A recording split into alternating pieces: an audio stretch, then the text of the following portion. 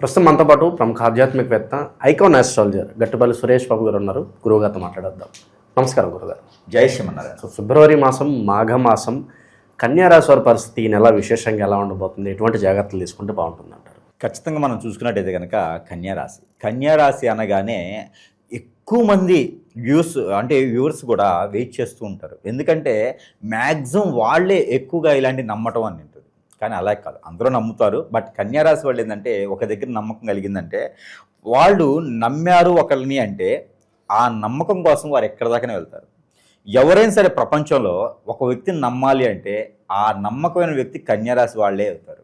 వాళ్ళు ఏంటంటే వారు మాట కోసం, వారు ఇచ్చినటువంటి మాట కోసం, వారు చేసినటువంటి ఏదైతే ప్రమాణం కోసం నిలబడి ఉంటారు. అది ఎవరయ్యా అంటే ఒక కన్యారాశి వాళ్ళే.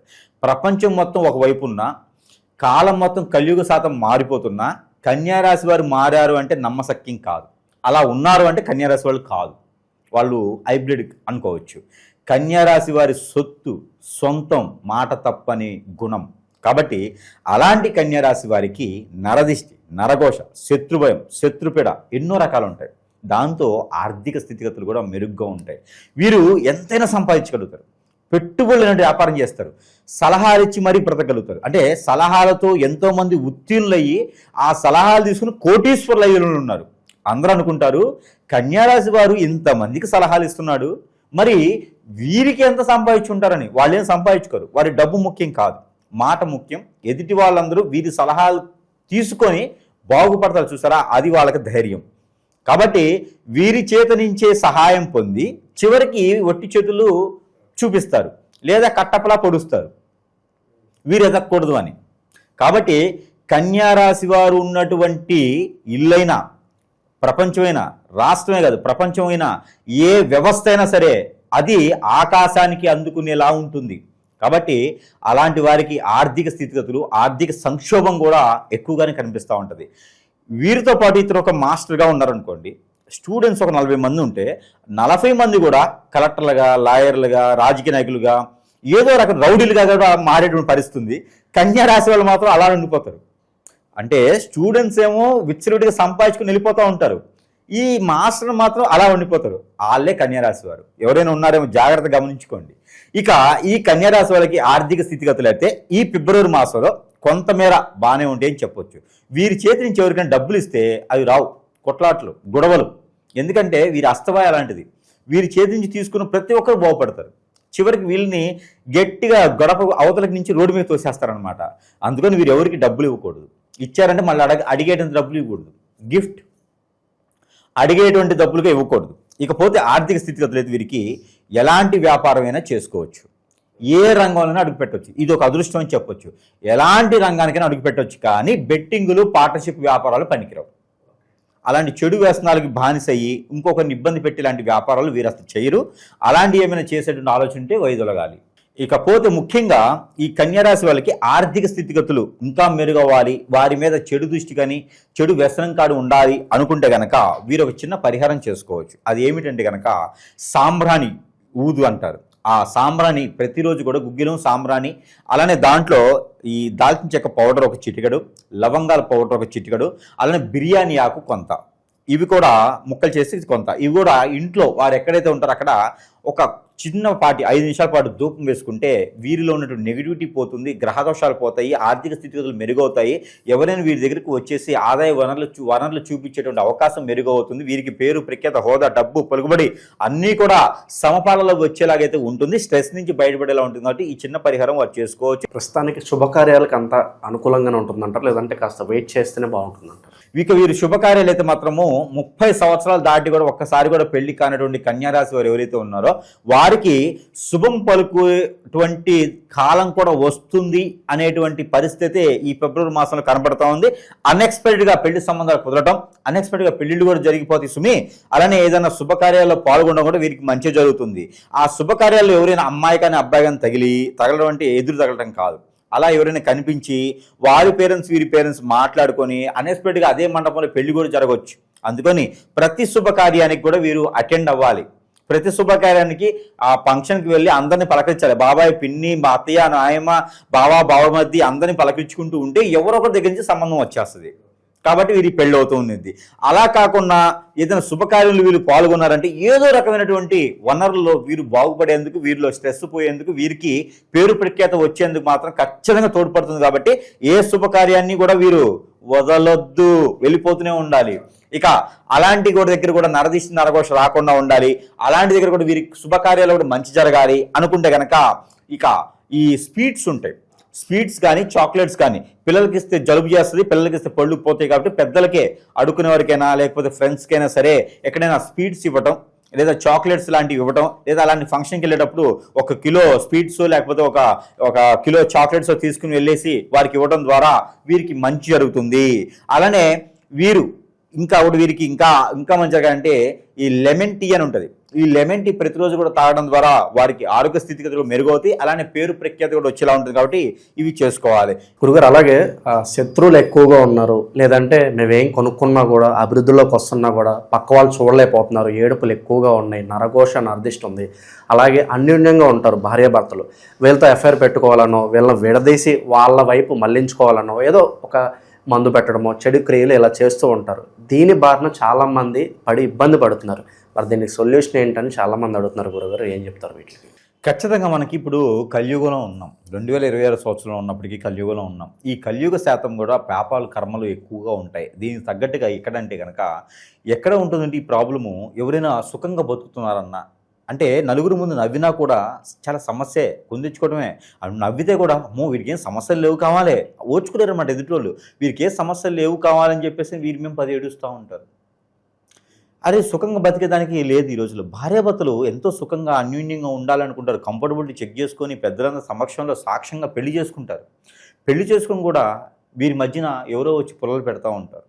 ఎఫ్ఐఆర్లు పెట్టుకుంటారు. ఎట్లా ముందు పెట్టడం, హిప్నాటిజం, బ్లాక్ మ్యాజిక్, వశీకరణం, చాతబడి, బాగలముఖి, భానుమతి, ఏక్షిణి, బాగా స్పిరిట్, అష్టదిబ్బందన, ఇలాంటి క్రియలు ఎన్నో రకాలు ఉన్నాయి. జీవితంలో ఎదకపోవడానికి గల కారణాలు ఏంటంటే ఇలాంటి క్రియలు చేయించబడటం, ఎవరో మన మీద కన్నేసి మన ఎదుగుదల తట్టుకోలేక, ఇవన్నీ మనకి జాతకాలు అనుకుంటారు చాలామంది కూడా. ఇవన్నీ గురువుగారు నాకు కలిసి రావట్లేదు, జాతకంలో సమస్య ఉందా, దశల నక్షత్రమా, గోచారమా, ఎక్కడ సమస్య ఉంది, ఏదైనా దానం చేస్తే తగ్గిపోతుందా అనుకుంటారు. కాదు నాయన, ఇవన్నీ కూడా మనకి జాతకంలో దొరకవు. ఇవన్నీ కూడా మానవ గ్రహం అని ఒకటి ఉంటుంది. ఈ మానవ గ్రహం మన మీద సృష్టించి మనం ఎదగకూడదని చేపిస్తూ ఉంటారు. దీనివలన మనం ఏ స్థానానికి వెళ్ళాలన్నా కూడా జాతకంలో చూస్తేనేమో కలెక్టర్ అవుతానని ఉంటుంది, ఎమ్మెల్యే ఎంపీ అవుతాను ఉంటుంది, మరి చూస్తేనేమో బిల్ కలెక్టర్ అవుతాడు. ఎమ్మెల్యే ఎంపీ కింద అక్కడ అయిన వాళ్ళు వెళ్ళటానికి అపాయింట్మెంట్ తీసుకుని వెళ్ళడానికి కూడా వీళ్ళకి అవకాశం ఉండదు. ఏ రోజు ఆ రోజు ఎతుకుతూ ఉంటారు, గొడవలు అవుతూ ఉంటాయి, ఏ పంచాయతీలో ముందుకు వెళ్ళదు, అష్టదిబ్బంది అయిపోతారు అనమాట. కాబట్టి దీని కారణం ఏంటంటే మన మీద ఏడ్చేటి కళ్ళు. మానవ గ్రహం చేసేటువంటి పనులు అంతా ఇంత కాదండి. ఎవరిని నమ్మకూడదు, ఎవరిని పార్ట్నర్షిప్ చేయకూడదు, మన పర్సనల్ విషయాలు ఎవరితో షేర్ చేయకూడదు. ఎందుకంటే దాని అందరి వల్ల ఏదో రోజున మనం ఖచ్చితంగా కాంట్రవర్స్కి వెళ్తాం. ఏదో రోజున మనల్ని హిప్నటైజ్ చేసేసి మనల్ని బొగ్గుపాలు చేసేటువంటి వారు మన చుట్టూతూనే ఉంటారండి. మన బంధువుల్లో, మన మిత్రుల్లో, మన శ్రేయోభిలాషులను చెప్పుకొని తిరిగే వాళ్ళు, మన కొలీగ్స్లోను ఇలాంటి వాటే ఉంటారు. నా గురించి ఇంకోళ్ళకి అవసరమేమో చేయటానికి, నా గురించి తెలిసిన వాళ్ళకే కదా అవసరము. అందుకొని ఎవరిని నమ్మే పరిస్థితి లేదు. మరొక విషయం, ఇది చిన్నపిల్లల మీద, పెద్ద పిల్లల మీద జరుగుతూ ఉంది. ఈ యొక్క కలియుగంలో ఏది పాపమైతే జరుగుతున్నావో చేస్తున్నావో తెలియట్లేదు. కానీ ఇవన్నీ కూడా ముఖ్యంగా భార్యాభర్తల మధ్యన అయితే కనుక ఇద్దరు దూరం అయిపోవటము, ఎవరో తెలియని వ్యక్తులతో ఎఫ్ఐఆర్ పెట్టుకొని ఆస్తులన్నీ సమర్పించుకొని పొరుగు, పెక్కేత, హోదా, డబ్బు, పలుకుబడి అన్నీ పోగొట్టుకోవడం, చెట్టుకోలు గుట్టుకోలు అయితే ఉన్నారు పిల్లలు ఈ రోజున. ఎందుకండి 15 సంవత్సరాలు 16 సంవత్సరాల పిల్లలను కూడా వదలట్లేదు ఈ రోజున. ఇది ఒక సంఘాలుగా ఏర్పడేసి ఏదో హిప్నటిజం అని, బ్లాక్ మ్యాజిక్ అని చేసేసి చేస్తూ ఉన్నారు. అలాంటి వాళ్ళందరికీ కూడా మనం ఓదార్చడానికి కాకపోయినా కొంతైనా మనం చేసేదానికైతే ఉన్నాము. మనం ఏంటంటే మనకు వచ్చిన విద్యలు, మాకు నేర్పే గురువులు మాకేం చెప్పారంటే, మీకు వచ్చి విద్య మంచి జరగకపోయినా పర్లేదు కానీ చెడుకు మాత్రం చేయకండి అని చెప్పారు. అలాగే ఒప్పందాలు చేసుకొని మనం కూర్చొని ఉన్నాము. ఈ రోజుల్లో ఆన్లైన్లో చూస్తే నాకు నెంబర్ ఇంత ఉంది, నాకు ఇంత డబ్బులు వేస్తే నేను ఎవరైనా అమ్మాయి మీ ఒళ్ళో పడుకోబెట్టేస్తా, ఎవరైనా అబ్బాయి నీకు ఆన్సరింగ్ చేస్తా అని చెప్పి జనాలు చాలామంది నమ్మి మోసపోయేసి ఎన్నో రకాల ఇబ్బంది పడ్డోళ్ళు అందరూ కూడా అన్ని ఆలయాలు అయిపోయిన తర్వాత కాశీకి అన్నట్టుగా అందరు గురువులు అయిన తర్వాత సురేష్ దగ్గరికి వస్తూ ఉన్నారు. నా జేబులు ఉండవు, నా చొక్కాకి జేబులు ఉండవు. ఎందుకంటే నాకు డబ్బులు ఇచ్చేవాళ్ళు ఎవరు లేరు. కస్టమర్లు వస్తారు, అన్నీ సమర్పించుకొని అన్ని రకాల డబ్బులు కూడా పోగొట్టుకొని ఎక్కడ పని అవ్వకుండా సురేష్ దగ్గరికి వస్తూ ఉంటారు. ఇలా నా దగ్గరికి ఈ రోజున 12,000 మంది పై చినుకు కస్టమర్లు బలైనటువంటి వారు ఉన్నారు ఈ రోజున. మెజారిటీగా అందులో భార్యాభర్తలు భార్యాభర్తలేనండి. భార్యాభర్తలు ఒకటి, పెళ్ళైన వాళ్ళు పెళ్లి కాని వాళ్ళు కూడా ఆడపిల్లల్ని వశం చేసుకోవటం, ఈ హిప్నటిజల్ బ్లాక్ మ్యాజిక్లు. ఇంకోటి ఏంటంటే, ఇక ఎవరైతే గురువుని సంప్రదిస్తామో, నాకు బాలేదయ్యా అని చెప్పి గురువుని సంప్రదిస్తే ఇదే అవకాశంగా తీసుకునేటువంటి గురువు దరిద్రులు, నేనే గురువునని చెప్పుకొని పాత సేవలు చేయించుకునే దరిద్రులు కూడా కస్టమర్ల అవకాశాన్ని వాళ్ళు అందిపుచ్చుకొని వాళ్ళు కూడా డబ్బు ఆదాయం పొందేసి నాకు చేతులు ఎత్తేస్తారు తర్వాత. ఇవన్నీ కూడా మన ప్రేక్షకులు ఆలోచించుకోవాలి. అసలు నాకు సమస్య ఏంటి? జాతకం సమస్య, ప్రకృతిలో దోషాల సమస్య, గ్రహ దోషాల సమస్య, నిజంగా నా మీద గురుగారు చెప్పినట్టుగానే ఏదైనా జరిగిందా? ఒకసారి పరిశీలన చేసుకుంటే మనం అనుకున్న జీవితం చాలా చిన్నది. ఈ జీవితంలో మనం అనుకున్నది సాధించాలి. లేకపోతే అరుంధతిలో 3వ జన్మ 4వ జన్మలాగా మనం ఎత్తుతూనే ఉంటాం. కాబట్టి ప్రతి జన్మ మోక్ష జన్మ అవ్వాలి ప్రతి మానవుడికి కూడా. అంటే కనుక ఈ జన్మలోనే మనం అనుకున్న కార్యక్రమాలు చేయాలి. అందుకని మానవులు ఎప్పుడు కూడా న్యూట్రల్గా ఉండాలి, పాజిటివ్గా ఉండాలి. అంతేగాని నెగిటివ్ దానికి వెళ్ళకూడదు, అలాంటి ఆచరణ చేయకూడదు. ఏదైనా ఉంటే సానుకూలంగా ఎదుటివారికి సహాయం చేయాలి, లేకపోతే మన పని మనం చేసుకోవాలి. ఎవరు కూడా మనల్ని ఆశించరు. కాబట్టి ఇలాంటి వ్యసనాల జోలు వెళ్ళకండి. ఆన్లైన్లో ఏదో కనిపిస్తూ ఉంది అని ఇంకొకరి జీవితాన్ని నాశనం చేయకండి. అలాంటి చేస్తే కూడా చివరికి మనకే అంటుకునేది అది. కాబట్టి అలాంటి చేయకండి. అలా బలైన వాళ్ళు ఎవరైనా ఉంటే ఖచ్చితంగా సంప్రదించగలిగితే కనుక వారికి నాకు తోచినటువంటి పరిష్కార మార్గం అయితే కనుక చూపించబడేదానికైతే ఎప్పుడు కూడా సహకరణ చేసేదానికైతే మనం సిద్ధంగానే ఉన్నాం. కాబట్టి ఎవరు కూడా వనరులు ఉన్నాయి ఈ రోజున నాశనం అవ్వద్దు, ఎవరు కూడా బలవ్వద్దు. ఏదైనా సమస్య ఉందంటే కనుక ఆకలి అవ్వకపోవటం, నిద్ర పట్టకపోవటం, ఆందోళన, చిరాకు, కోపం రావటం, సరిగా తినలేకపోవటం, ఏ పని చేద్దాం ముందుకు వెళ్ళలేకపోవటం, మన మాట వినలేకుండటం, అలానే చెప్తే వినపడటం, అలానే ఒంటరిగా ఉండాలనిపించడం, ఎటన్నా వెళ్ళిపోవాలనిపించడం, నెగిటివ్ థాట్స్ రావటము, కాళ్ళు ముందుకు వెళ్ళకపోవడం, ఆరోగ్య సమస్యలు, ఆర్థిక సమస్యలు, ఏ పని చేసినా ముందుకు వెళ్ళదు, అలానే దరిద్రత మన చుట్టూతోనే ఉంటూ, ఇవన్నీ జాతకాలు ఉండవండి. ఏదో చెడు క్రియ జరిగితే చెప్తే జాతకాలు ఇవన్నీ ఉండవు. కాబట్టి ఇలాంటిది ఏదైనా ఉంటే ఖచ్చితంగా సంప్రదిస్తే వారికి పరిష్కార మార్గం అయితే ఖచ్చితంగా మనం అయితే చూపించడానికి సిద్ధంగా అయితే ఉన్నాం. స్టూడెంట్స్ పరిస్థితి, అలాగే జాబ్ చేసే వాళ్ళ పరిస్థితి కావచ్చు, నిరుద్యోగుల పరిస్థితి ఓవరాల్గా వీళ్ళకి ఎలా ఉంటుంది? కన్యా రాశి వారికి ఫిబ్రవరి మాసం 2026 సంవత్సరంలో నిరుద్యోగుల పరిస్థితి, ఈ నిరుద్యోగుల వ్యవస్థ, నిరుద్యోగుల పరిస్థితి, అలానే ఇంకోటి కోర్టు వ్యవహారాలు, నిరుద్యోగులు, కోర్టు వ్యవహారాలు, విద్యార్థులు. ఈ విద్యార్థులకైతే మాత్రం పోటీ పరీక్షల్లో బాగానే ఉంటుంది. కానీ ఎదుటి వారి సలహా తీసుకోకూడదు, ఎదుటి వాళ్ళ మాటలు వినకూడదు, కంబైన్డ్ స్టడీ ఇలాంటివి చేయకూడదు. ఇండిపెండెంట్గా చదువుకోవాలి, ఎగ్జామ్ రాయాలి.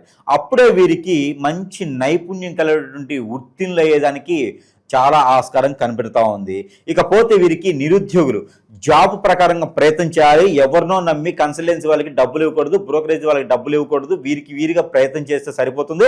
ఎవరి యొక్క సలహాలతోనో ఎవరి యొక్క రికమెండేషన్ తీసుకుంటే వీరికి ఖచ్చితంగా జాబ్ రాదు.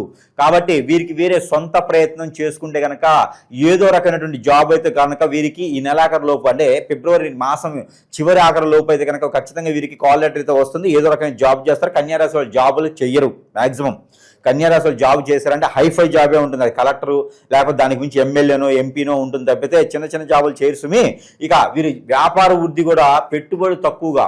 ఇప్పుడు ఒక రిలయన్స్ అంబానీ కానీ, టాటా రతన్ టాటా కానీ ఇట్లా ఉన్నారనుకుంటే, రతన్ టాటా గారు లేరు ప్రజెంట్, కానీ అలాంటి వ్యవస్థ స్థాపించిన వాళ్ళు ఉన్నారు అంటే కనుక వారు తగ్గటువంటి పెట్టుబడి పెడతారు. ఇప్పుడు మీరు ఒక వ్యాపారం చేయాలి, ఒక టీ షాప్ పెట్టాలంటే మినిమం షర్ట్ ఉండాలి, 1 లక్ష రూపాయలు 2 లక్షల డబ్బులు ఉండాలి కదా.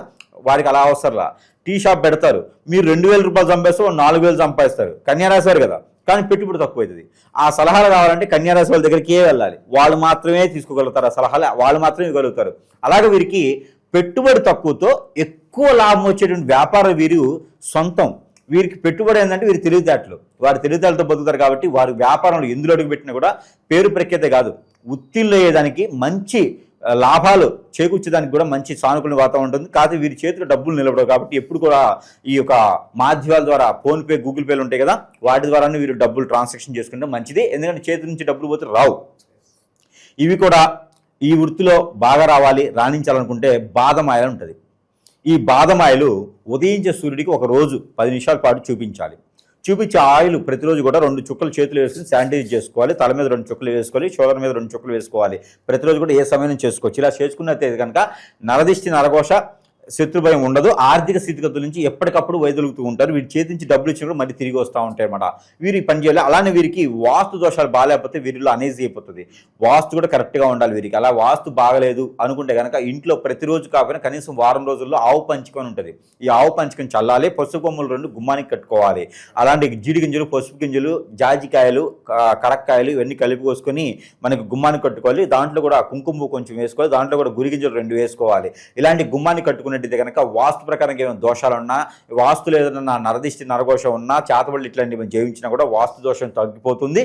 వీరికి వాస్తు కూడా ఆ ఇల్లు కూడా వీరికి పాజిటివిటీ ఉండడానికి, వీరు చేసేటువంటి ప్రతి పనిలో కూడా ముందుకు వెళ్ళేదానికి అయితే కనుక ఖచ్చితంగా వీరికి తోడ్పడుతుంది. కాబట్టి చివరగా మహిళలు అభివృద్ధిలోకి రావాలంటే విశేషంగా ఏమైనా పరిహారాలు అన్నట్టు చెప్పండి. కన్యారాశి మహిళలు చూడటానికి చాలా చాకచక్యంగాను, అందంగాను, తెలివి కళ్ళ వాళ్ళు కూడా ఉంటారు.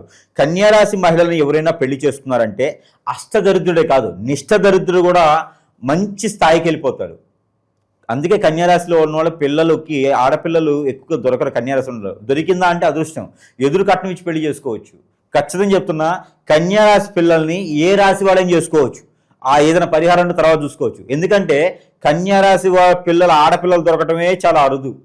ఆ పిల్ల దొరికింది అంటే వీడికి పట్టిందల బంగారమే. ఇంకా అసలు వాళ్ళకున్న నాలెడ్జ్ కానీ, తెలివితేటలు కానీ, కన్యారాశి వాళ్ళకి అష్టదరిద్రంగా ఉన్నటువంటి ఆడపిల్లలు దొరికినా, అష్టదరిద్రంగా ఉన్నటువంటి మగపిల్లడికి అదృష్టమే. కాబట్టి వారి చేతి నుంచి ఏదన్నా పెట్టి తిన్నా కూడా మనకి ఎన్ని రోగాలు పోతాయి. అలానే వారి చేతి నుంచి రూపాయి తీసుకొని మనం వ్యాపారం మొదలు పెడితే కోట్ల రూపాయలు పరిగెత్తుతారు.